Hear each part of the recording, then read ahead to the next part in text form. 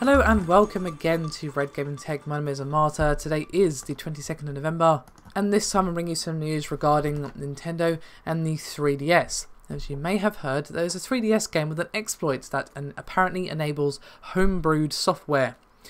Now this actually has been pulled by Nintendo from the eShop where of course was available for purchase.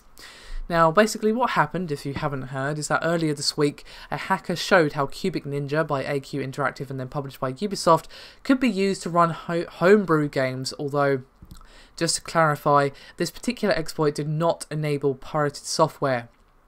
Now, this reveal, the exploit, actually sent prices of the game soaring on the grey market from about $3 before this discovery to listings between $40 and $500 on eBay.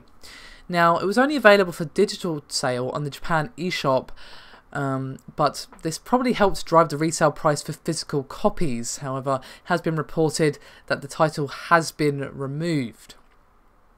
Now, the hacker who has discovered the exploit said in an in-depth interview that he expects to patch it out, quote, as soon as they can.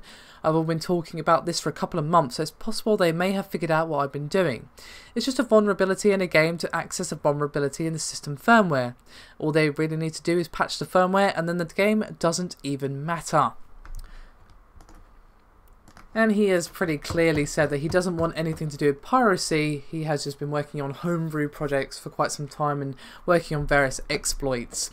And he's pretty much right, judging from what I'm reading. Of course, I'm not a hacker. I'm never going to be a hacker. I'm not pretending to be a hacker. But from what I understand, what he said is right.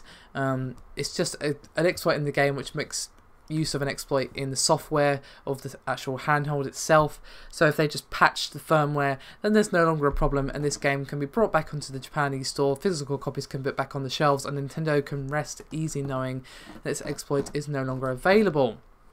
Still, it's rather interesting, and he has a rather lengthy interview, and I do mean it's fairly long. I mean, you can hear me scrolling all the way past this interview. So if you want to actually read through everything he has to say, I suggest you look in the description below this video, as there will be a link to his interview there. It's quite an interesting read actually. I suggest you take a look. But still, that is me done for this video, and I'll see you next time.